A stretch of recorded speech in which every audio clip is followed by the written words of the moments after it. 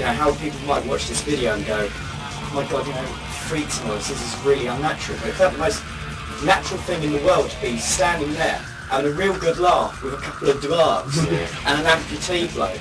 And this really skinny guy, and us all dressed in leather and spice now. It just felt normal and fun. Everybody was having a good time.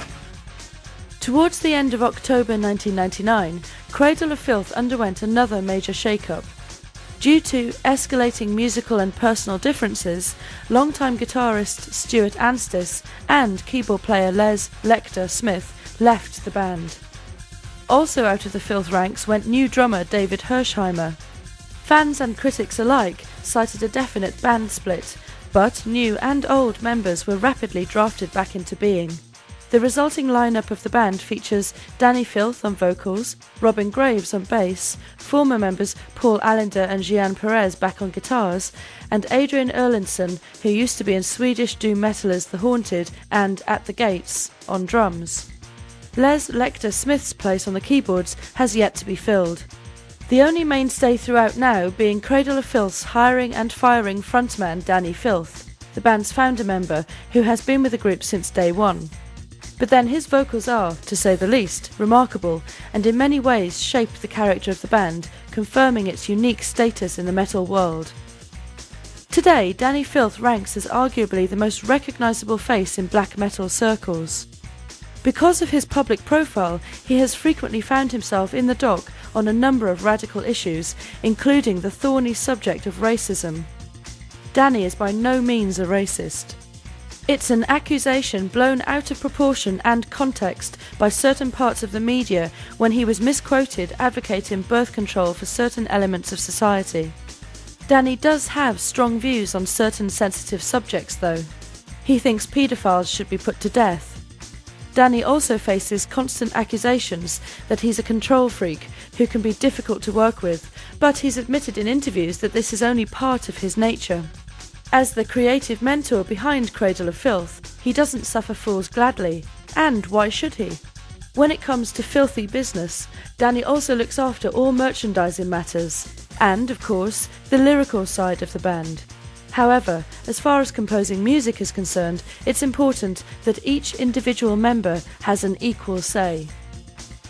In sharp contrast, the public face of Danny Filth only represents a small part of the real Daniel Davey, an articulate, focused and determined man of our time. For Danny, Cradle of Filth is very much the focus of his professional attention. It's basically a job he can switch off from if he wants to. He does now have a family to support, not only long-term girlfriend Tony, whom he met when they were at sixth form college together, but also baby daughter Luna. Thankfully, Cradle of Filth have done well enough financially to make life relatively comfortable for the apparent freaky frontman. And amazingly, the concept of marriage is reported to have reared itself up on one or two occasions. Some see it as a conflict of interests, but then human nature is a pretty powerful force. Despite their demonic credentials, the band are too focused to get involved in all the peripheral shit that happens out on the road. They spend so much time working and preparing for their elaborate stage shows, they simply haven't the time to let it all hang out and indulge in any of the associated myriad of temptations. Today, Danny remains on particularly good terms with his mother, and is especially pleased that his family are supportive of his chosen path. His mum gets everything the band releases and has been totally behind him all the way. For Danny, there is also a prospective professional life away from the band. The Filth frontman has been formulating ideas of his own, beyond the Cradle of Filth universe. He has plans to write a book, although at the moment that's a long way off happening, since all the man's creative energies are presently concentrated on the band. Writing-wise, Danny has a lot of influences. A real fan of classic 19th century authors like Byron, Percy and Mary Shelley, and Sheridan Le Fanu to name a few. He loves the verbosity, the decadence and the drama of the period, something that has obviously heavily influenced his lyrical work with Cradle of Filth. He admires the cadence of the words, which speak to him with much more passion than 20th century literature, which the Filth main man regards as pure pulp fiction.